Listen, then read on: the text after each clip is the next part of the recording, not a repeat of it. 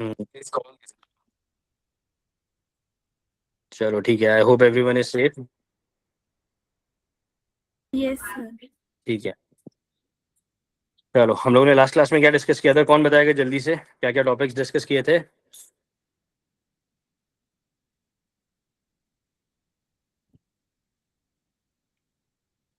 जल्दी जल्दी कौन बताएगा?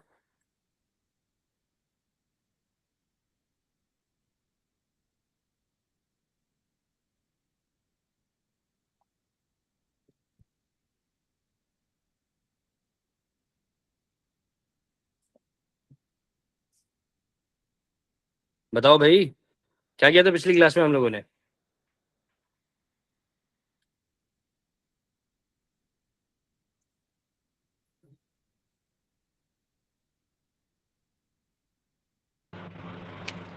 सर एक बार रिवाइज कर देंगे, हम थोड़ा भूल गए। हाँ, मैं रिवाइज करूंगा, बट टॉपिक्स क्या क्या किए थे वो तो पता होगा।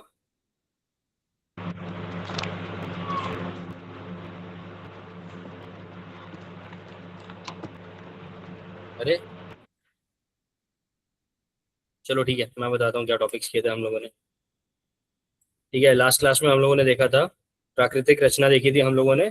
सबसे पहले तो हम लोगों ने भारत की भूरचना देख ली है। उसके बाद हम लोगों ने पिछली क्लास में ब्राजील की भूरचना देखी थी कि नहीं? Yes sir. ठीक है। यस सर, देखिए सर। क्या क्या पढ़ा था ब्राजील की भूरचना में हम लोगों ने पढ़ा था कि ब्राजील में कौन सी नदियां हैं, कौन से नदी बेसिन है, या फिर कौन सा जो उच्च भूमि है उसके बारे में पढ़ा था। उसके बारे में हम लोगों ने ईस्कार्पमेंट के बारे में पढ़ा था एक। ठीक है, कौन बताएगा मुझे जल्दी जल्दी से क्या क्या चीजें पढ़ी थी? बुक खोलो जल्दी से और देखो, देख के बताओ मुझे जल्दी। जल्दी से रिवाइज करते हैं फिर आगे बढ़ते हैं। सर आपने ब्राजील का जो किनारी देश है तो प्रदेश है तो उसकी लंबाई बताई थी, और आपने हमें ये नोट भी करने के लिए कहा था। आपने कुछ लाइंस कही थी जो हमने नोट्स की है। हाँ बताओ, कौन कौन सी लाइंस नोट की आपने? माराजो उपसागर व साओ मार्कोस उपसागर आहेत. माराजो हे मोठे किनारी बेट आहे. हम्म। अँड सर साओ फ्रान्सिस्को हे ओके। हे प्रवाळ बेटे यामुळे होते. ठीक है, वेरी गुड। ठीक है, तो हम लोगों ने सबसे पहले तो ये देखा कि अटलांटिक ओशन या अटलांटिक महासागर, ठीक है, उससे जुड़ी हुई इसकी किनार पट्टी है। उसके साथ साथ हम लोगों ने देखा कि ब्राजील में बीच में ब्राजील उच्च भूमि है जो कि उसके पूर्व दिशा में आ जाती है। हम लोगों ने पैंटनाल के बारे में भी पढ़ा। पैंटनाल क्या है?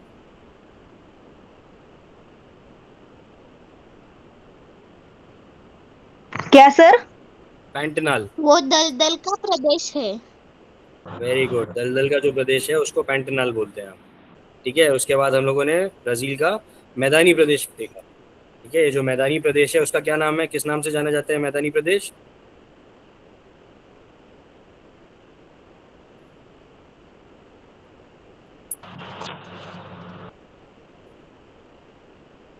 कौन सी ग्रासलैंड मिलता है, कौन से घास की भूमि मिलती है यहाँ पे इस मैदानी प्रदेश में? सर उसे हम उच्च भूमि भी कहते हैं। उच्च भूमि अलग है, जो मैदानी प्रदेश है उसमें ग्रासलैंड्स है। कौन से ग्रासलैंड है? घास के प्रदेश है। कौन से घास के प्रदेश है वहाँ पे, क्या नाम है उसका? पम्पास। ठीक है, बताया था ना लास्ट ईयर, लास्ट टाइम। ठीक है, उसके बाद में हम यस लोग हाँ एक सर। एक अजस्र कड़ा के बारे में पढ़ा। अजस्र कड़ा क्या होता है?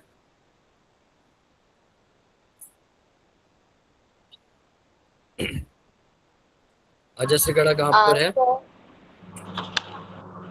सर अजस्र कडा सर प्रदेशमध्ये उत्तराखंडकडील जो भाग है तो उसमें होता है। हाँ, अजस्र कड़ा यहाँ पर है। आप लोगों को दिख पूर्वेकडील। रहा है ये? सर ये पूर्वे में आता है। हाँ, ये अजस्र कड़ा है। तो ये क्या करता है, जो ब्राजील की उच्च भूमि है उसके, और ये जो इसका समुद्र तट है, जो तटीय प्रदेश है, समुद्र पट्टी है, उसके बीच में जो स्लोप है उसको अजस्र कड़ा बोलते हैं। ठीक है, हम लोगों ने इस फीचर के बारे में भी पढ़ा था। ठीक है, चलो आज हम लोग आगे, अभी क्लियर हुआ सबको क्या क्या किया था हम लोगों ने, और कुछ रिविजन हाँ चाहिए था? सर, हो गया। ठीक है, सर अब हम आगे सर बढ़ते हैं। आप अजस्त्र कड़ा फिर से बताएंगे? अजस्र कड़ा फिर से बताऊं? ठीक है, यस मैं सर, आपको प्लीज दिखाई बताइए। देता हूँ क्या होता है, ऐसे समझ नहीं आएगा आपको। ठीक है, मैं बताता हूँ आपको।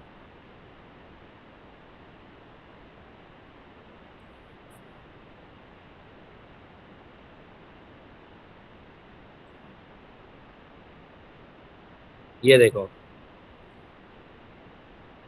इसको अजस्त्र कड़ा बोलते हैं। ठीक है, ईस्कार्पमेंट।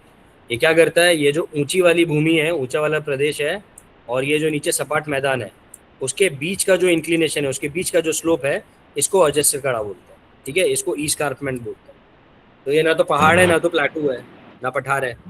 ये क्या है, ये अजस्त्र कड़ा है। इस तरह की एक ऊंची सी दीवार बनी हुई है जो उच्च भूमि को, जो नीचे फ्लैट प्लेन है, यानी कि यहाँ की जो किनार पट्टी है, उससे अलग करता है। आया समझ? हाँ सर आया। ठीक यस है, सर। ये देखो, ये दूसरा, ये भी एक इस्कार्पमेंट है। इसको भी अजस्त्र कड़ा बोलोगे आप। ठीक है, क्या कर रहा है ये जो ऊपर की उच्च भूमि है, इस उच्च भूमि को, और ये जो नीचे का फ्लैट लैंड है, उसके बीच में ये पूरी की पूरी एक दीवार की तरह खड़ा हुआ है। इसको इस्कार्पमेंट या अजस्त्र कड़ा बोलते हैं। है समझ? सर आप इसकी डेफिनेशन बता सकते हैं? हाँ, मैं बता देता हूँ आपको, लिख लो इसकी डेफिनेशन आप लोग। हाँ सर बताइए। अजस्त्र कड़ा की डेफिनेशन है, मैं इंग्लिश में, हिंदी में, इसमें मराठी में बताता हूँ। एक सेकेंड है ना, एक सेकेंड। मराठी में बता देता हूँ मैं आप लोगों को, तो आप लोगों के लिए भी आसान होगा। Okay sir.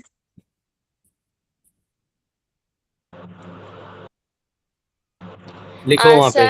सर, हाँ, सर आप बता दीजिए। हाँ, ये लो, लिख लो, यहाँ पे मैंने शेयर किया, देखो यहाँ पे लिखा हुआ है। इस्कार्पमेंट म्हणजे उंच कडा, भृगु किंवा तीव्र उतार। ठीक है, इसको लिख लो।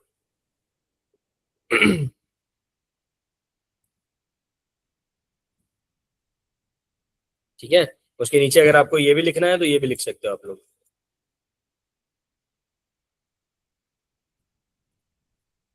ठीक है, तो जो तीव्र उतार है, एकदम से तीव्र यानी कि एकदम स्टीप स्लोप। स्टीप स्लोप कब होगा, जब एकदम खड़ी हुई दीवार होगी, है ना? तो वैसा ही अजस्त्र कड़ा होता है। इसको ई स्कारपमेंट बोलते हैं इंग्लिश में, सर हो मराठी में गया। लिख लिया? ठीक है, हाँ सर डाउट लिख क्लियर लिया। सबका? डाउट क्लियर हो गया सबका? हाँ सर हो गया। चलो गुड, अब आगे बढ़े हम लोग। यस सर लिख लिया। सर उसके हाँ बाद सर। आपने जो अमेजोन नदी के जो खोरे बताए थे, तो वो हम्म, ब्राजील के पश्चिम भाग में कितने रून थे, वो मैं भूल गई एक्चुअली। ब्राजील के पश्चिम भाग में क्या था? सर जो अमेजोन के हमारे खोरे थे, तो हम्म, ब्राजील के जो पश्चिम भाग में थे, तो उनकी जो रून थी, तो वो कितनी थी, सर वो मैं मैं भूल। बताऊँ क्या? हाँ बताओ। सर मैं पूजा बताऊँ? हाँ बताओ, बताओ पूजा। सर 1300 1300 किलोमीटर, किमी। आप लेंथ पूछ रहे हो हाँ ना? सर हाँ, 1300 किमी। 1300 किलोमीटर, यस। ठीक है, थैंक यू सर। यस। ठीक है, चलो अब आगे बढ़ते हैं हम लोग। अब हम जाते हैं ड्रेनेज के ऊपर। ठीक है, ड्रेनेज यानी यहाँ पे फिर हिमालयन सिस्टम है। ठीक है, चलो हम लोग अब देखते हैं सबसे पहले ड्रेनेज। ड्रेनेज का मतलब होता है, तो मैंने स्टॉप शेयरिंग कर दिया। ये आपकी बुक, ओके। अब हम पढ़ेंगे आज के डेट में, आज जो टॉपिक हम लोगों को करना है वो है जल प्रणाली। तो ये मुझे बताएगा जल प्रणाली क्या होता है? सबसे पहले बताओ जल प्रणाली क्या होता है, ड्रेनेज क्या होता है? सर जल जल प्रणाली मतलब हम दूसरों को जल प्रदान करते हैं, मतलब दूसरों को हम जल देते हैं, एग्जाम्पल पेड़। हम्म, बताओ एग्जाम्पल। एक एग्जाम्पल मतलब झाड़, पेड़। वो जल प्रणाली नहीं होगा। जल प्रणाली यानी कि वाटर ड्रेनेज सिस्टम। यहाँ पर ड्रेनेज सिस्टम में हम लोग किसके बारे में पढ़ते हैं? इनमें हम बात करते हैं नदियों की। किसकी बात करते हैं? नदियों की। ठीक है, अब नदी कभी भी अकेली नहीं फ्लो करती है। नदी अकेली बहती है क्या? सर जल प्रणाली का मतलब होता है कि एक नदी दूसरी नदी को जाकर मिलती है, वहां पर जल प्रणाली होता है। Very good. ठीक है, जल प्रणाली का मतलब होता है जब एक नदी, कोई भी नदी अकेली नहीं बहती है, उसके साथ में बहुत सारी नदियां आएंगी। जैसे ये आपकी, सपोज कर लो ये एक मेन रिवर है।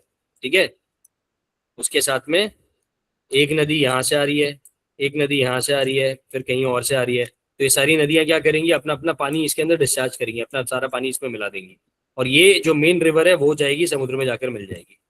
ठीक है, तो ये जो मेन रिवर है, सपोज करो ये रिवर ए है, ये रिवर बी है, ये रिवर सी है और ये रिवर डी है। ठीक है, तो ये river A B C D मिलकर पूरा का पूरा क्या बनाती हैं, ये बनाती हैं एक ड्रेनेज सिस्टम या जल प्रणाली। ठीक है, इसको हम क्या बोलते हैं, इसको बोलते हैं ड्रेनेज सिस्टम। ठीक है, जिस जगह से ये रिवर्स फ्लो कर रही है वो बनता है ड्रेनेज बेसिन। अब ये जो ड्रेनेज सिस्टम है ये सारी नदियों से मिलकर बना है। सपोज करो यहाँ पर एक छोटा सा पहाड़ है, वहां से ये नदी में पानी आ रहा है, यहाँ पे एक छोटा सा पहाड़ है, वहां से इस नदी में पानी आ रहा है, यहाँ पे एक छोटा सा पहाड़ है, यहाँ से नदी में पानी आ रहा है, और ये जो मेन रिवर है ये किसी ग्लेशियर से निकल रही है।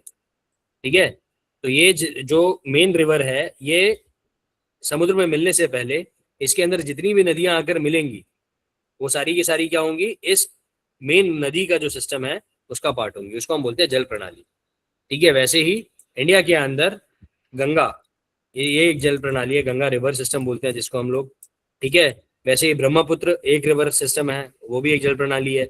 इंडस यानी कि सिंधु नदी, वो भी एक जल प्रणाली है, क्योंकि सिंधु नदी में भी बहुत सारी नदियां जाकर मिलती हैं। वैसे ही अगर आप पेनिनसुला की बात करो, कल्प द्वीप कल्प की बात करो, तो यहाँ पर गोदावरी नदी एक जल प्रणाली बनाती है, कावेरी एक बनाती है, कृष्णा एक बनाती है, ये सब नदियों की अपनी खुद की जल प्रणाली। ठीक है, इसको हम बोलते हैं ड्रेनेज सिस्टम। ठीक है, तो एक मेन रिवर और उसके अंदर बहुत छोटी छोटी रिवर्स जब आकर मिलती हैं, बहुत सारी छोटी छोटी नदियां आकर मिलती हैं, तो वो क्या बनाती है, पूरा का पूरा ड्रेनेज सिस्टम बनाती है। आया समझ में ये? Yes sir. Yes sir. Sir मैं बताऊँ क्या एक बार? हाँ बताओ, जल प्रणाली मतलब क्या होता है? बताओ बताओ। सर जल प्रणाली का मतलब है कि पानी का पूरा चक्र और इसे इकट्ठा करने, पहुंचाने, इस्तेमाल करने और साफ करने की व्यवस्था। ठीक है, गुड। ठीक है, देखो एक चीज समझो, आप लोगों को ये समझना बहुत जरूरी है कि जो नदी होती है ना, वो नदी एक हम लोगों के घर में जो वेस्ट पानी होता है, जो हम लोगों के वॉशरूम का पानी है, जो हमारे किचन का पानी है, जो हमारे टॉयलेट का पानी है, वो पानी कहाँ पे बहता है, घर से बाहर जब जाता है तो कहाँ पे बहता है वो? नाली में सर। नाली में बहता है। तो जाता है। ठीक है, और ये नाली का पानी कहाँ पे जाता है, ये किसी बड़ी नाली में जाता है कि नहीं जाता है? Yes sir. जैसे अगर ये आपका हाँ घर है, सर। या आपके घर के साइड में ये मेरा घर है, मेरे घर के साइड में किसी और का घर है, तो हमारे घरों से बाहर निकलने के लिए छोटी छोटी नालियां हैं, है कि नहीं? और बाहर जो रोड होगा उसमें एक बहुत बड़ी नाली होगी होगी। ये बड़ी नाली यस किसी सर और होगी। बहुत बड़ी नाली में जाकर मिलती है, और सारा पानी जाकर किसी एक जगह पर इसको ट्रीट करते हैं, इसको फिल्टर करते हैं और उसके बाद में नदी में छोड़ देते हैं। यही होता है ना पूरे शहर में? Yes sir. ठीक यस है, सर। हाँ, तो ये जो आप देख रहे हो इसमें क्या हो रहा है अब, ये जो नालियाँ, ये जो नाली का सिस्टम बना है, इसको हम लोग म्यूनिसिपल लैंग्वेज में या सिटी के लैंग्वेज में इसको बोलते हैं ड्रेनेज सिस्टम। क्या बोलते हैं? Drainage system. बोलते हैं कि नहीं बोलते हैं? ये जो नालियों का यस सिस्टम सर। है, ये हाँ ड्रेनेज सर सिस्टम। बोलते ठीक हैं। है, अब क्या हो रहा है, हमारे घर से छोटी छोटी नालियों से पानी निकल रहा है, एक बड़ी नाली में जाके मिल रहा है, उस बड़ी नाली का पानी और भी बड़ी नाली में जाके मिल रहा है, और वो जो बड़ी नाली है वो मेन नाली है पूरी सिटी की। ठीक है, अब इसी जगह पर आप सोचो कि ये जो छोटे छोटे घर हैं, छोटे छोटे पहाड़ हैं जहाँ पे बारिश पड़ रही है, और वहां से छोटी छोटी नदियां निकल रही हैं। ठीक है, ये छोटी छोटी नदियां क्या कर रही हैं, एक बड़ी नदी में मिल रही हैं, और ये बड़ी नदी का पानी उससे भी बड़ी नदी में जाके मिल रहा है। तो ये जो नदियां होती हैं ये नेचुरल नालियां होती हैं। ठीक है, इनका काम क्या है, इनका काम है एक जगह जहां पर बारिश हो रही है और एक्सेस पानी हो रहा है, ज्यादा पानी हो रहा है, वहां से उस पानी को ट्रांसपोर्ट करना उस जगह पे जहां पे पानी की कमी है। और ये कैसे फ्लो करती हैं, ये फ्लो करती हैं स्लोप पे। जैसा जमीन का स्लोप होगा, जैसा जमीन का उतार होगा, वैसे ये नदियां फ्लो करेंगी। कभी भी कोई नदी स्लोप के अगेंस्ट चलती हुई देखी है क्या आपने? नहीं चल सकती। कहाँ पे जाएगी? जहां पे ढलाव होगा। ठीक है, तो ये किस पे जाती है, स्लोप के हिसाब से मूव करती है। ठीक है, तो जो नेचुरल नालियां हैं वो हमारी नदियां हैं। उनमें पानी कहाँ से आता है? उनमें पानी आता है ये अलग अलग छोटे छोटे सोर्सेस से। ठीक है, और वो नदियां जो अपना पानी ले जाके किसी मेन नदी में छोड़ दें उनको हम बोलते हैं ट्रिब्यूटरी। क्या बोलते हैं? ट्रिब्यूटरी। इंग्लिश में इसको ट्रिब्यूटरी बोला ट्रिब्यूटरी जाता है। सर। हाँ, और मराठी में क्या बोलते हैं इनको? सहायक नदियां। हिंदी में तो सहायक नदी बोलते हैं। ठीक है, सर मराठी में मराठी क्या बोलते हैं? बताता हूँ, रुक जाओ, मैं मराठी में क्या बोलते हैं। थोड़ा सा ये मेरे लिए चैलेंजिंग हो जाता है किसको? ना। ट्रिब्यूटरी रिवर्स को, ट्रिब्यूटरी जो होती है रिवर्स, उनको मराठी में बोलते हैं उपनदी। ठीक है, तो ये सारी छोटी छोटी जो नदियां हैं इनको बोलेंगे उपनदी, और ये जो है ये है आपकी मेन रिवर। ये समझ आया सबको? हाँ सर, समझ आया। समझ आ गया। अब हम जल्दी से देखते हैं इंडिया और ब्राजील का ड्रेनेज सिस्टम। सबसे पहले हम लोग इंडिया का खत्म करते हैं, क्योंकि आपको इंडिया का ड्रेनेज सिस्टम मालूम है, वहां की नदियां मालूम है, तो पहले उनको समझते हैं, उसके बाद में हम ब्राजील का ड्रेनेज सिस्टम समझेंगे। ठीक है, अब ये है इंडिया की रिवर्स। ओके देखो, सर। ये वाले मैप के ऊपर आपको दिखेंगी भारत की नदियां, ये रही, दिख रही है? ठीक है, ये है भारत हाँ का सर। ड्रेनेज पूरा का पूरा। अब इसके अंदर हमको क्या पढ़ना है? इसके अंदर हमको समझना है कि भारत में कौन सी इंपॉर्टेंट नदियां हैं और कहाँ कहाँ से आती हैं। ठीक है, अब सबसे पहले अगर हमको भारत का ड्रेनेज सिस्टम या भारत का जल प्रणाली समझनी है, तो हम लोगों को दो तीन बातें समझनी पड़ेंगी।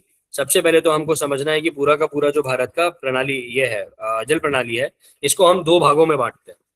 ठीक है, कौन कौन से दो भाग हैं? ये भाग है, देखो, यहां से आपको कोई भी रिवर, ये देखो ये नर्मदा है, इसके ऊपर अगर आप देखो तो यहाँ पर आपको कोई भी नदी जो है वो बहती हुई नजर नहीं आएगी। आ रही है क्या? इस नहीं वाले सर। नहीं आ रही। वैसे नो ही सर। इस हिस्से में आपको कोई नदी बहती हुई नजर नहीं आ रही है। कोई मुझे कारण बता सकता है? सर, जो आपने हाईलाइट किया है उस हिस्से में क्या? हाँ, सर वहाँ सरोवर है। क्या चीज? सरोवर है, संभार सरोवर। जोर से बोलो बेटा, मेरे को सुनाई नहीं दिया। सर वहाँ पे सरोवर सरोवर है है। यहाँ पर। आप लोग अपना जो सर आपकी, वहाँ पर विंध्य हाँ, पर्वत की वो रांगा है, इसलिए वहाँ से कोई नदी नहीं गई है। वेरी गुड, बहुत बढ़िया। और यहाँ पर कौन सा है ऊपर? यहाँ पे अरावली है ना? हाँ सर सर, सांबर अरावली पर्वत है सरोवर। वहां पे। ठीक है, तो बहुत अच्छा, यहाँ पर विंध्य पर्वत है और ऊपर अरावली पर्वत है। तो अरावली पर्वत, अब आप देखो, वापस से मैं इसको एक बार हटाता हूँ और वापस से एक बार क्लियर से देखना। अब देखो, यहाँ पर अगर यहाँ पर विंध्य पर्वत है, तो आप देख रहे हो यहाँ से एक नदी बह रही है, यहाँ से नदी बह रही है, यहाँ से नदी बह रही है, यहाँ से नदी बह रही है, और यहाँ से आ रही है ना? तो इसका मतलब ये जो विंध्यन पहाड़ है, यहाँ से नदियों का उद्गमन हो रहा है, नदियां यहाँ से ओरिजिनेट हो रही है कि नहीं हो रही है? है हाँ ना? सर। तो अगर आप इस तरीके से यहाँ पे ये अरावली पर्वत बनाओगे, तो एक नदी इस साइड बह रही है और दूसरी नदी इस साइड पे बह रही है। आया समझ में? तो आपको इससे पता चलेगा कि अरावली पर्वत के स्लोप्स कहाँ पर है। तो अरावली पर्वत के स्लोप कैसे हैं? अरावली पर्वत के स्लोप इस तरीके से हैं। ठीक है, अगर मैं ऐसे बनाऊं तो ये इसका स्लोप, यहाँ से एक नदी बह रही है और यहाँ से एक नदी बह रही है। ठीक है, तो ये जो अरावली पर्वत है, सॉरी अरावली नहीं, विंध्यन है, सॉरी, यहाँ पे विंध्यन जो पर्वत है, विंध्यन रांग जो है, यहाँ पर क्या कर रहा है? ये एक जल विभाजक का काम कर रहा है। किसका काम कर रहा है? जल विभाजक। जल विभाजक यानी यहाँ पे कोई नदी नहीं बहेगी और इसके आगे पीछे नदियां बहना शुरू कर देगी। ठीक है, तो यहाँ पर एक जल विभाजक देखने को मिलता है, वैसे ही हमको एक जल विभाजक यहाँ पर देखने को मिलता है अरावली के फॉर्म में। ठीक है, अब ये जो जल विभाजक ये क्या कर रहे हैं? ये पूरा का पूरा जो हमारा जल प्रणाली है उसको दो भाग में बांटते हैं। ये वाला जो भाग है, इसके ऊपर का जो भाग है, इसको हम बोलते हैं हिमालयन जल प्रणाली या हिमालयी जल प्रणाली। क्यों? क्योंकि यहाँ पे ज्यादातर नदियां कहाँ से ओरिजिनेट हो रही हैं? हिमालय से ओरिजिनेट हो रही है। सारी जो मेन रिवर्स है ना, जितनी प्रमुख नदियां यहाँ पर बहेंगी, वो सारी हिमालय से ओरिजिनेट होंगी। ठीक है, और इसके नीचे का जो हिस्सा है ये वाला, इसको हम बोलते हैं पेनिनसुलर रिवर सिस्टम या कल्प द्वीपीय जल प्रणाली। ठीक है, मैं देखता हूँ मराठी में आपकी बुक में क्या नाम दिया है, एक बार वो समझ लेता हूँ बस। सर किसको? हाँ, द्वीपकल्पीय हाँ, द्वीपकल्पीय जल प्रणाली, नदियां। ठीक है, ये वाटर डिवाइड, यहाँ पे विंध्य पर्वत आ गए आपके। विंध्य पर्वत के उत्तर में जो नदियां बहती हैं, ये वाली सारी नदियां, इनको हम क्या बोलते हैं? इनको बोलते हैं हिमालयन नदियां या हिमालयी नदियां। ठीक है, क्यों? क्योंकि इसमें जितनी भी मुख्य नदियां कहाँ से ओरिजिनेट हो रही हैं वो अभी पढ़ेंगे हम लोग, वो सारी हिमालय से ओरिजिनेट हो रही है। और इसके दक्षिण में जितनी भी नदियां हैं, ये जितनी नदियां आपको दिख रही हैं, ये सारी की सारी क्या है? ये सब है द्वीपकल्पीय नदियां। ठीक है, क्यों? क्योंकि ये द्वीपकल्प में ओरिजिनेट हो रही है। ये समझ आया आप लोगों को? हाँ सर, आ गया। Yes sir. ठीक है, अब एक एक करके हम समझते हैं इन दोनों में फर्क क्या होता है। ठीक है, सबको जल विभाजक समझ आ गया? जल विभाजक वो एलिवेटेड या वो उड़ा हाँ हुआ सर, आ पानी गया। जो दो यस सर। नदी तंत्रों को अलग करता है। ठीक है, अब देखो यहां से अगर आप देखो जो जरूरी जो आपकी मुख्य नदियां हैं उसके अंदर आपको यहाँ पर बहुत सारी नदियां देखने को मिल रही है। जैसे आपको यहाँ पे यमुनोत्री दिख रहा है और यहाँ पर आपको यमुना नदी दिख रही है, यहाँ पे आपको गंगा नदी दिख रही है, यहाँ पे गोमती दिख रही है, यहाँ पे शारदा दिख रही है, यहाँ पे घाघरा दिख रही है। ठीक है, उसके बाद में यहाँ पर देखो कोसी दिख रही है, यहाँ पे तीस्ता है, यहाँ पे मनास है। ठीक है, ये नदियां हैं जो हिमालय से ओरिजिनेट हो रही है कि नहीं हो रही है? हो रही है। Yes sir. हिमालय में कहाँ से यस ओरिजिनेट सर। होती है? ये हिमालय में ग्लेशियर से ओरिजिनेट होती है। कहाँ से? ग्लेशियर से। ठीक है, ग्लेशियर से। ग्लेशियर, ग्लेशियर मालूम है क्या होता है? ग्लेशियर को मराठी में क्या बोलते हैं?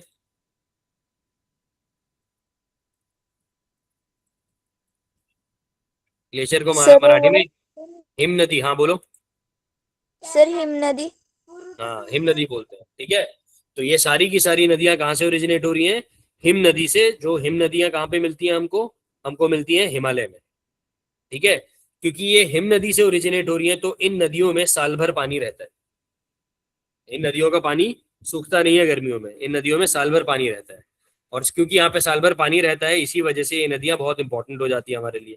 ठीक है, वहीं आपको कुछ नदियां मिलेंगी जो कि विंध्यन पर्वत से ओरिजिनेट हो रही हैं और आगे चलकर ये हिमालयन नदियों नदियों के साथ में मिल जा रही है। ठीक है, तो ये सारी नदियां क्या हैं? जो हिमालय की नदी है, खास करके गंगा, उसकी सारी की सारी नदियां उपनदियां हैं। ठीक है, तो यहाँ पर जो मेन ड्रेनेज सिस्टम आपको मिलता है उसको बोलते हैं गंगा प्रवाह तंत्र। ठीक है, और उसके अंदर ये सारी आपकी उपनदियां बन जाती हैं। आया समझ में ये? हो यस सर, सर। आ गया। यस ठीक है, सर। तो जो हिमालयन रिवर सिस्टम है या हिमालय जल प्रणाली है उसके अंदर आपकी जो इंपॉर्टेंट नदियां हैं जो आपको पता होनी चाहिए वो है यमुना नदी, गंगा नदी, गोमती नदी, घाघरा नदी, गंडक नदी और तीस्ता नदी। ठीक है, ये कुछ इंपॉर्टेंट नदियां हैं जिनके बारे में हम लोग यहाँ पे पढ़ने वाले हैं। ठीक है, इसके अलावा अगर आप देखो हिमालयन रिवर सिस्टम में तो यहाँ पर आपको एक और चीज देखने को मिलेगी, वो है एकदम उत्तर में जम्मू कश्मीर की तरफ। ठीक है, क्या देखने को मिल रहा है यहाँ पे? यहाँ पे आपको देखने को मिल रहा है यहाँ पर कुछ नदियां हैं जो मानसरोवर नाम की जगह से निकल रही है। ठीक है, मानसरोवर से एक नदी यहाँ पर ये बह रही है जिसका नाम सांगपो लिखा हुआ है, जो तिब्बत में नाम है। और जैसे ही ये इंडिया में एंटर करती है इसका नाम होता है दियांग, और ये जैसे ही असम में एंटर करती है इसका नाम हो जाता है ब्रह्मपुत्र। तो ब्रह्मपुत्र नदी का जो उद्गमन है वो भारत में नहीं है, वो कहाँ है? तिब्बत में है, मानसरोवर नाम की जगह पे। ठीक है, वैसे ही यहाँ पर राकस सरोवर है, राकस ताल है, जहां से एक नदी जिसका नाम है सतलज वो निकल रही है, और दूसरी नदी जिसका नाम है इंडस वो निकल रही है मानसरोवर से, या सिंधु नदी। ठीक है, तो ये यहाँ पर जो मेन नदी है वो कौन सी है? मुख्य नदी है सिंधु नदी। और सिंधु नदी में यहाँ पर देखो इस जगह पर बाकी सारी नदियां, चाहे वो झेलम है, चाहे वो चिनाब है, चाहे वो रावी है, चाहे वो सतलुज है, सब आकर यहाँ पर मिल जाती है। तो झेलम, चिनाब, रावी, सतलुज ये उपनदियां हैं सिंधु नदी की, और ये कहाँ पे? पाकिस्तान में जाकर सिंधु नदी से मिल जाती है। ठीक है, इन सब का उद्गमन कहाँ हो रहा है? इसमें से झेलम, चिनाब, रावी और सतलुज का उद्गमन हो रहा है। सर, हिमालय से। हाँ, लेकिन जो सिंधु नदी है उसका उद्गमन हो रहा है तिब्बत में मानसरोवर। ठीक है, आए समझ में? हाँ सर। हाँ सर, आ गया। हाँ तो सर, आ अगर गया। आप भारत के उत्तर और पूर्व की बात करो तो उत्तर में भारत के पास में दो नदी प्रणाली है, दो नदी तंत्र है। एक है सिंधु नदी का नदी तंत्र और दूसरा है गंगा नदी का नदी तंत्र। ठीक है, सर सिंधु नदी कौन से समुद्र से जाकर मिलती है? अरबी समुद्र से। अरबी समुद्र। ठीक है, पाकिस्तान में कराची नाम की जगह है, कराची मालूम है? कराची पोर्ट, कराची पिछले साल ऑपरेशन यस सिंदूर हुआ सर, तो पता है।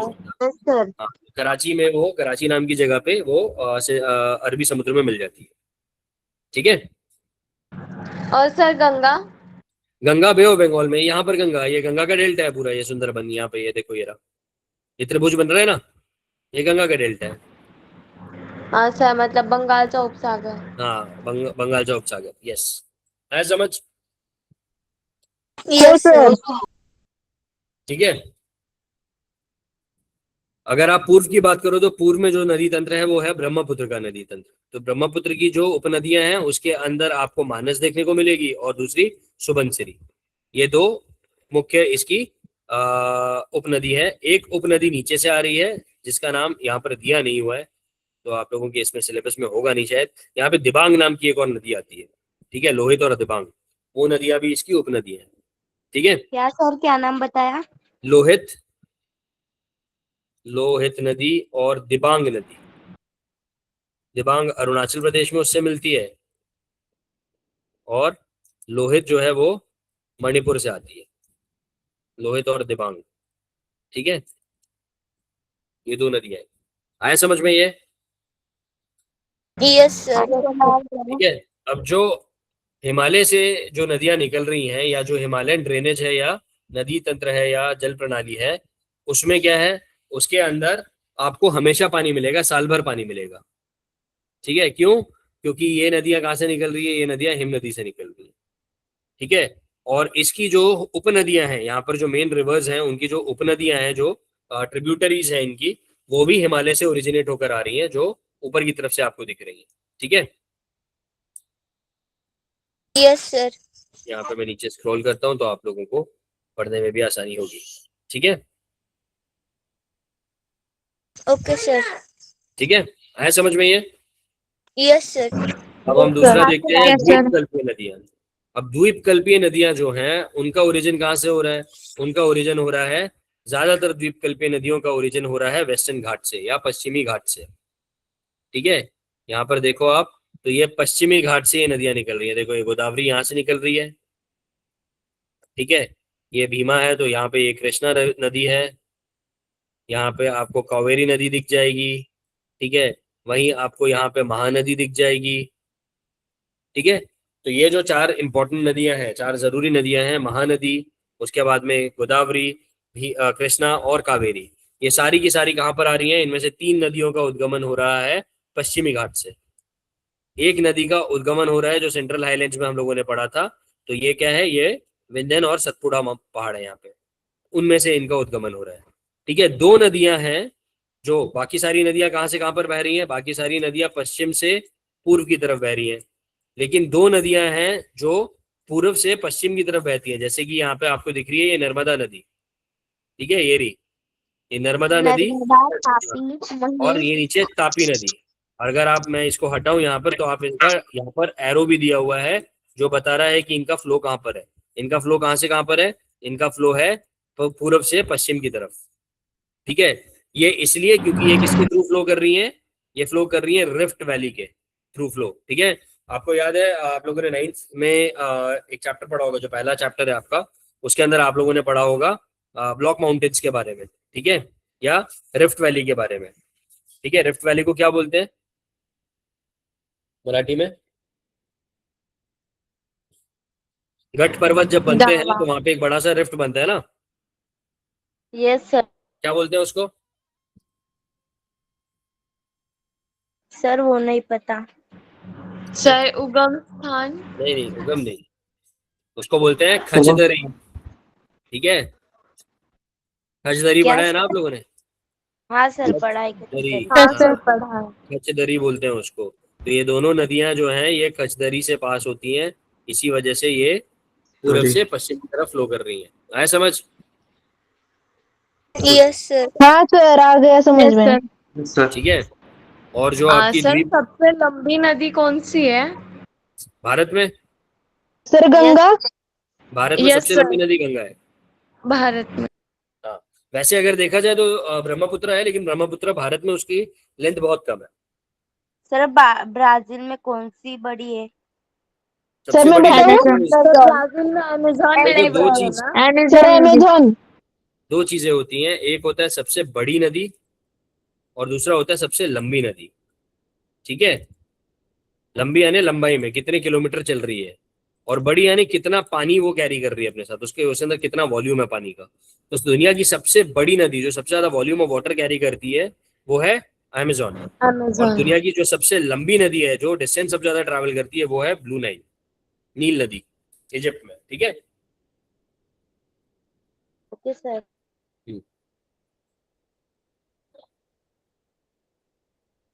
ये समझ आ गया सबको? Yes sir. यस सर आ गया।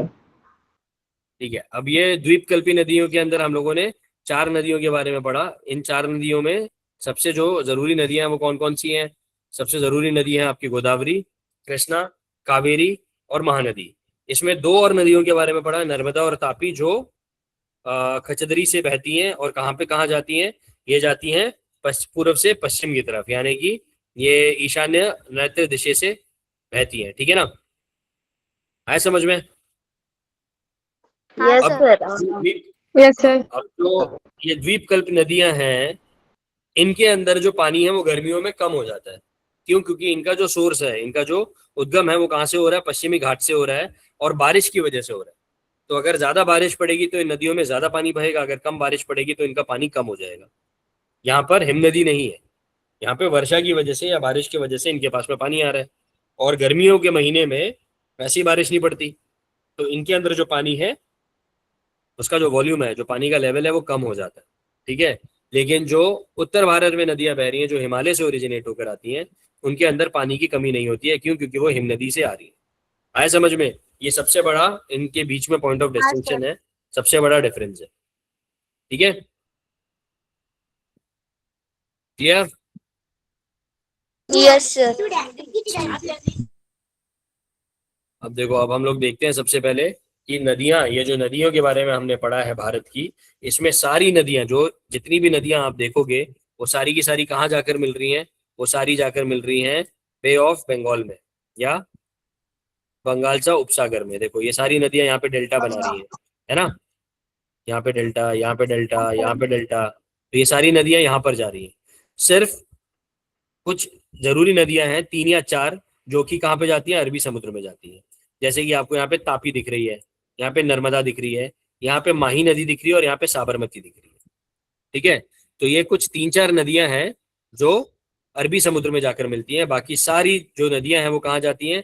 बंगाल से उपसागर यानी बे ऑफ बंगाल में जाकर मिलती है।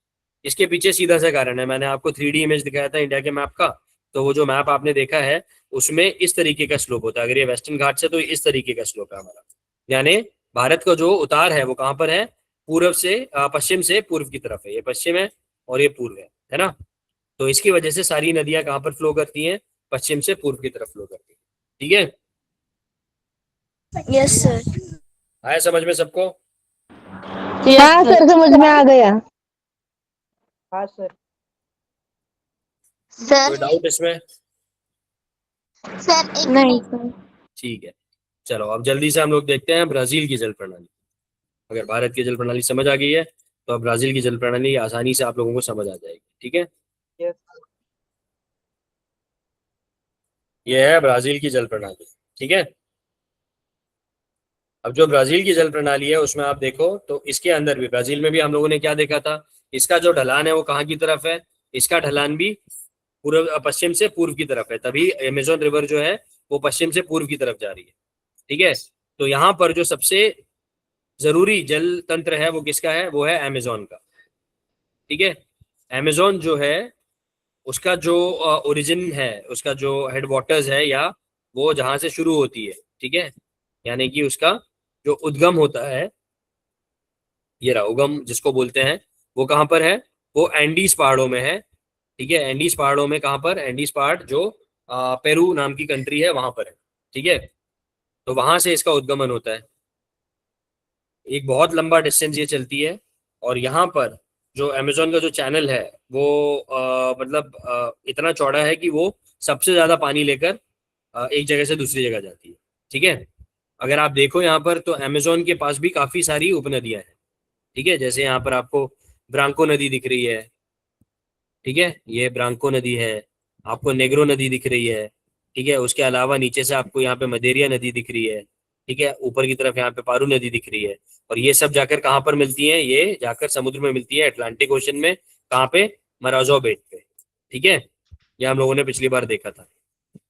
आया समझ में? हाँ सर। उसके बाद जो दूसरा नदी तंत्र है जो काफी जरूरी है ब्राजील के लिए, वो है पराग्वे पराना नदी तंत्र। अब ये पराग्वे पराना नदी तंत्र कहाँ देखने को मिल रहा है आपको? ये आपको देखने को मिल रहा है यहाँ पर। ये है पराग्वे नदी और ये है पराना नदी। तो इन दोनों नदियों का जो नदी तंत्र है ये भी बहुत जरूरी है। ठीक है, पराग्वे नदी सिर्फ यहाँ पर नहीं, ये नीचे तक जा रही है पूरी। ठीक है, तो ब्राजील में सिर्फ इतना है, लेकिन ये नदी तंत्र बहुत जरूरी है। पराग्वे नदी तंत्र क्यों जरूरी है? क्योंकि ये जो नदियां हैं ये पानी लेकर आ रही है कहाँ से? अर्जेंटीना के कैचमेंट एरिया से। ठीक है, और ये क्या करती हैं, ये सारा का सारा पानी लेके जाती हैं कहाँ से? ओरिजिनेट कहाँ से होती है? ये हाईलैंड से। ठीक है, जो सेंट्रल हाईलैंड्स के बारे में या जो उच्च भूमि के बारे में हम लोगों ने बात करी है वहां से। ठीक है, कहाँ से पानी ले रही है ये? यहाँ पर उच्च भूमि है ना ब्राजील की, वहां से इनको पानी मिल रहा है। और कहाँ पे जा रही है ये फ्लो के? अर्जेंटीना में जा रही है पूरे। ठीक है, उसके बाद में आती है साओ फ्रांसिस्को। साओ फ्रांसिस्को नदी देखो एकदम आपको यहाँ पे, ये यहाँ पर आपको मिलेगी। ठीक है, इसको मैं डिलीट कर दूं उसके बाद में। अब यहाँ पर भी आपकी उच्च भूमि है, तो उच्च भूमि से ये नदी ओरिजिनेट होती है और कहाँ पे जा रही है? ये जा रही है पश्चिम की तरफ और जाके अटलांटिक सागर में मिल जाती है, महासागर में। ठीक है, ये जो नदी है ये ईस्टर्न पोर्शन यानी कि पूर्वी जो पार्ट है हाईलैंड्स का उसको ऑक्यूपाई करती है, वहां पर फ्लो करती है। ठीक है, और ये जो कोस्टल स्ट्रिप है 1000 किलोमीटर के करीब ट्रैवल करती है, और ये जो कोस्टल स्ट्रिप है वहां पर पानी सप्लाई करती है, ये वाला, ये वाले हिस्से में। ठीक है, और जो लास्ट नदी है हाँ सर। वो है आपकी कोस्टल रिवर्स, जिसके अंदर बहुत सारी नदियां आ जाती हैं। कोस्टल रिवर्स यानी कि जो इसकी किनार पट्टी के ऊपर बहुत सारी नदियां ओरिजिनेट होती हैं, जो आपको यहाँ पर दिख रही है। जैसे कि इसके अंदर आपको ये जैक्यून होना नदी दिख रही है, पुरागुआक नदी दिख रही है, ऊपर की तरफ पारिनिबा नदी दिख रही है। ये सब कोस्टल रिवर्स है, यानी जो कहाँ पर ओरिजिनेट हो रही है? सेंट्रल हाईलैंड्स में ओरिजिनेट हो रही है, और जो इसका समुद्र पट्टी है वहां तक चल रही है बस। ठीक है, आया समझ? किनारी प्रदेश पे फ्लो कर रही है। हाँ सर, आ गया। सबको समझ आ गया ये? हाँ सर। इसमें कोई डाउट किसी को? हाँ सर, आ गया। नहीं सर, कोई डाउट नहीं है। No doubt. ठीक है, गुड। चलो जल्दी से इसको पढ़ लो, फिर इसके बाद इसकी क्विज करते हैं हम लोग। जल्दी से इसको एक बार देख लो जब तक मैं आपकी क्विज तैयार करता हूँ। ठीक है, ओके सर।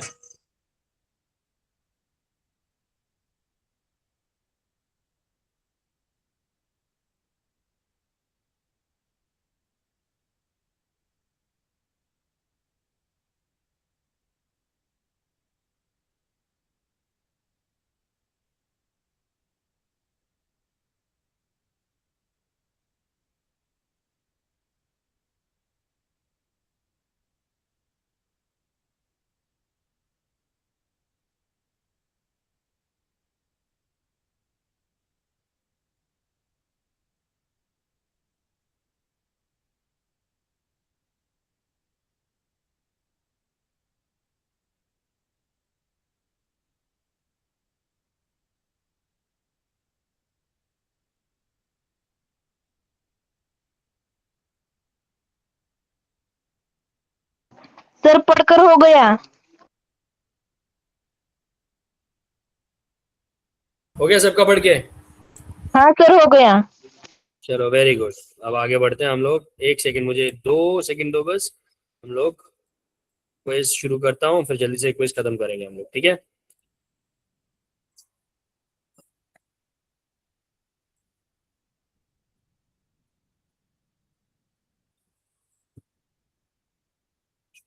एक सेकेंड ना, रिस्ट्रिक्टेड क्यों है?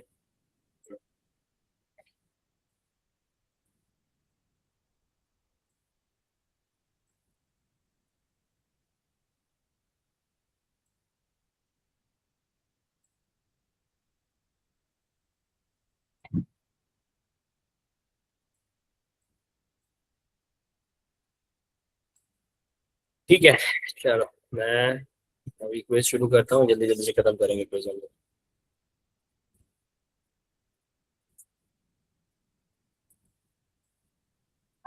एक एक करके जवाब देना, जिसको आंसर करना है या तो वो हाथों पर करेगा, उसके बाद में। चलो, देख रही है सबको क्विज? Yes sir. चलो शुरू हो जाओ। कौन कर बताएगा पहला आंसर? अमेझॉन नदीच्या खोऱ्याबद्दल कोणते विधान सत्य आहे? हाँ सना बताइए। Sir D. डी, हे जगातील सर्वात मोठे नदी खोरे आहे. एक सेकंड, कहाँ गया? D, very good. ठीक है, सही आंसर है. चलो नेक्स्ट क्वेश्चन कोण बताएगा? गंगा नदीची सर्वात महत्वाची उपनदी कोणती आहे?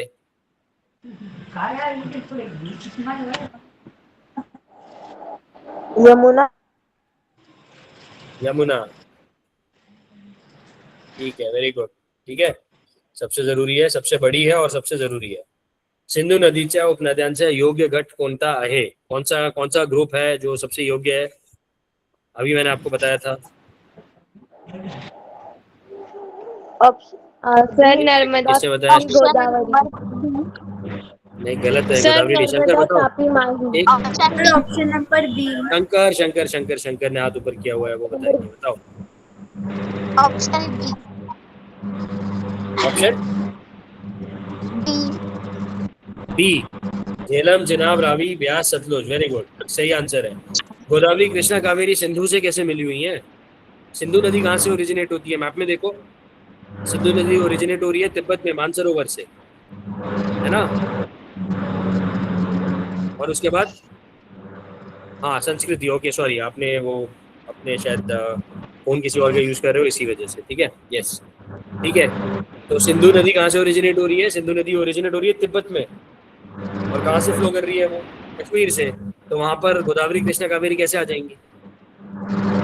उपनदी पूछा है इन्होंने. उपनदी यानी कौन सी नदियां? सहायक नदियां. अगर ये आपकी मेन रिवर है तो उसमें जो नदियां लाके पानी छोड़ रही है उसको उपनदी बोलते हैं. ठीक है.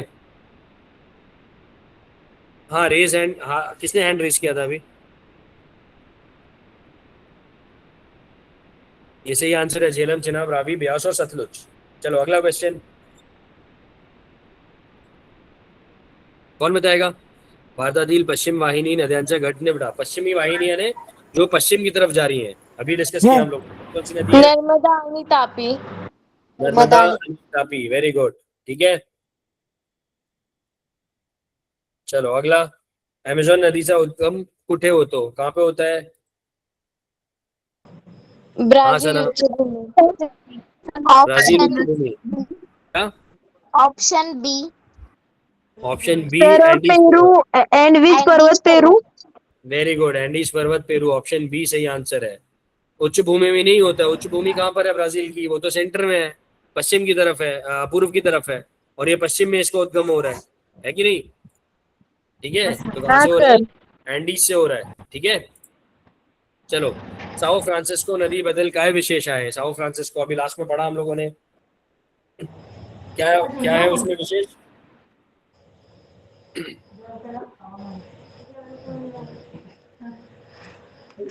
सर ऑप्शन नंबर हाँ, B. Option option B. B. D. B. B, तिचे पूर्ण खोरे हाँ. ब्राजीलच्या मर्यादेत आहे. एकदम सही है. ठीक है, ये अकेली नदी है जिसका पूरा का पूरा जो ड्रेनेज है वो ब्राजील में है. बाकी सारी नदियां पड़ोसी देशों से आ रही हैं या जा रही हैं. ठीक है, चलो अगला.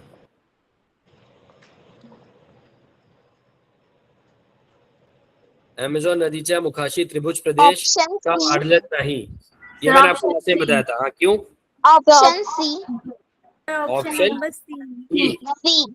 सर पाण्याचा प्रचंड वेग आणि गाळाचे हाँ, क्योंकि ठीक है. सर नदी का उस पानी, नदी के नदी. पानी का प्रेशर है ना ज्यादा होता है, इसलिए उसके वेरी गुड, सामने त्रिभुज प्रदेश नहीं होता. Very good. क्योंकि इसमें बहुत सारा पानी है, इसकी वजह से इसका पानी का जो स्पीड होता है वो बहुत तेज होता है. इसकी वजह से ये त्रिभुज नहीं बना पाती. ठीक है, गुड. आगे ये वाला कौन बताएगा?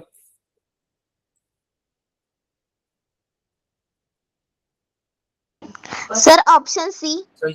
संस्कृति ने हाथ रेस कर रखे. बताओ. हाँ, ऑप्शन सी. सी. ठीक है, very good. Sir option C. अब ये भारताची किनारपट्टी सुमारे किती किलोमीटर लांब आहे? Option B. Option B. Very good, sir option B 7500. Very good. खालीलपैकी कोणता पर्वत द्वीपकल्पीय पठाराचा भाग नाही?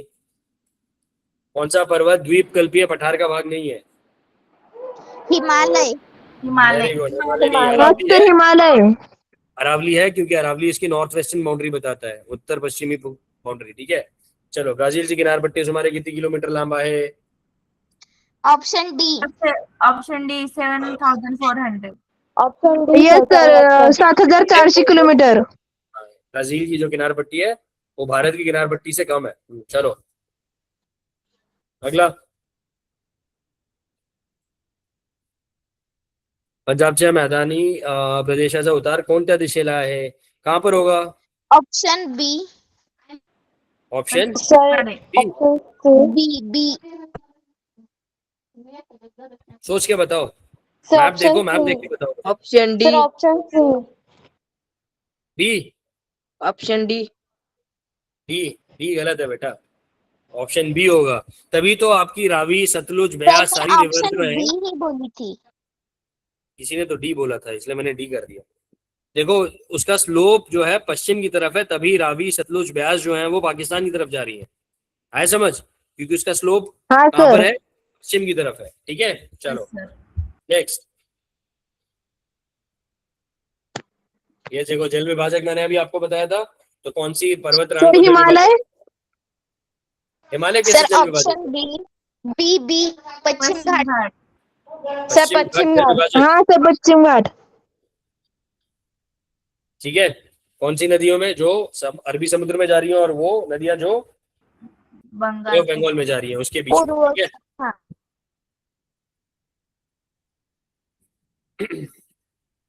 ब्राझील उच्चभूमीच्या उत्तर भागात उंची कशी बदलत जाते? कैसे होती है? Option D. डी। सर ऊंची स्थिर रहते। Option C. सी गलत है, कम हो रही है तभी तो इतनी सारी नदियां वहां से निकल के ऊपर जा रही हैं। ऊंचाई कम होगी तभी तो स्लोप होगा, होगा कि नहीं? Yes sir. हाँ सर। तभी तो इतनी सारी नदियां आपको दिख रही हैं उत्तर की तरफ बह रही हैं वहां पे। अभी देखा ना हमने मैप में। चलो, भारतातील हिमालयीन नद्यांचे मुख्य स्वरूप काय आहे? क्या है सबसे इम्पोर्टेंट स्वरूप? सर हाँ ऑप्शन डी। सर, त्या बारमाही वाहत आहेत। Yes, very good. ठीक है, चलो आगे। तो ब्रह्मपुत्र नदीला तिब्बत मध्ये काय म्हटले जाते? अभी मैंने आपको बताया, अंडरलाइन भी किया था, क्या बोलते हैं उसको तिब्बत में? Option option D. D D, D. Tsangpo. Very good. उसके बाद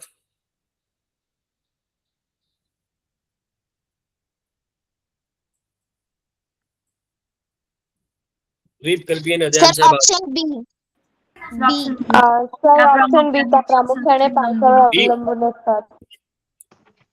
हो सर। गलत जवाब।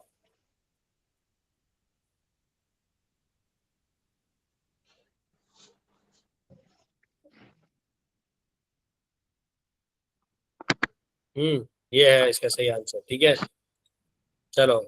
ब्राझील मधील गयाना उच्चभूमीचा विस्तार प्रामुख्याने कोणत्या दिशेला आहे? गयाना उच्चभूमी।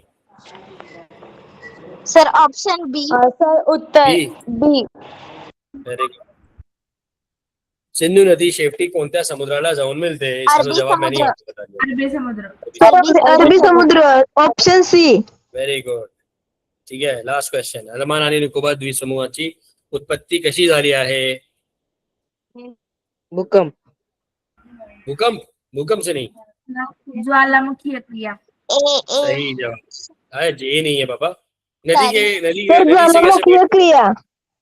हाँ, ज्वालामुखीय क्रिया। वेरी गुड, हो गया। Very good. ठीक है, चलो कुछ गलत दिए हैं जवाब, कुछ सही दिए हैं जवाब। Very good. ठीक है,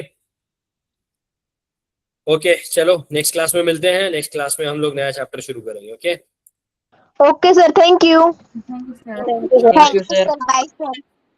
बाय बाय।